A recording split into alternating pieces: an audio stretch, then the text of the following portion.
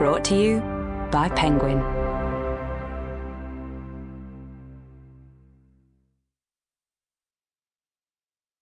Jenny Quinn's Rise to Fame by Olivia Ford. Read by Juliet Stevenson. Prologue. It was a December night, the sort which usually makes being inside feel wonderfully cosy, but tonight it didn't. The trees outside looked brittle and lifeless, their unfamiliar contortions a reminder that she was a long way from home. Reaching for her new recipe book, she stroked the cool of the cassock blue cover, pressing it open so that the spine resisted.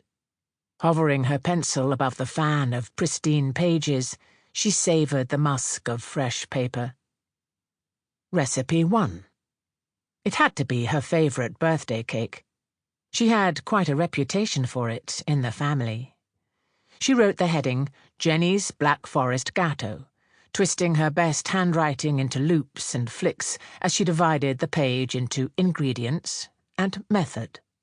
She could feel the wet cloth of the cream-filled piping bag, the magic of neat rosettes spiralling from its nozzle. She thought of the bitter smell of cocoa powder which clung to the back of your throat if you made the mistake of pouring it too enthusiastically, and how it complemented the tender cherry pie filling. She turned the page. Recipe number 2. This had to be something a little more everyday. The rainy day which became exciting when the mixing bowl appeared. Her mind raced through her favourite family recipes, slowing as she got to Grandma Audrey's chocolate crispy cakes, passed down through the generations to her. The cornflakes, cocoa, and golden syrup melted together to make chewy nests of joy. She remembered how it felt being a small child and the Lyle's tin coming out of the cupboard, its ornate swirls in green and gold, and the way her father would lever off the lid like a tin of paint, welded shut by threads of sheer, unadulterated sweetness. The inside, when observed up close, took you down an amber well, and licking the spoon had to be the purest form of pleasure on this earth. The final recipe would be for Christmas. But what to choose? She thought of punctuating the mince pie lids with a fork and weighing out rich mounds of dried fruit for the Christmas cake. It didn't matter that everything happened exactly the same each year like a well-rehearsed play, because it felt newly magical every time. Except this year, it was different. Everything she usually looked forward to conflicted with the weight of her heart.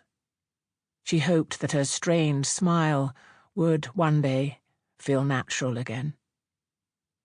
As she rolled the pencil between her palms, she remembered her father's tiffin, the satisfaction of crushing the rich tea biscuits with a rolling pin, smashing them into tiny crumbs to form something completely new, a dense, buttery mixture of mixed peel, cocoa, syrup, and raisins.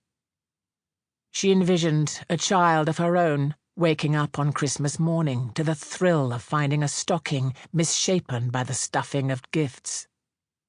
Would she pull the other end of their Christmas cracker so that they won?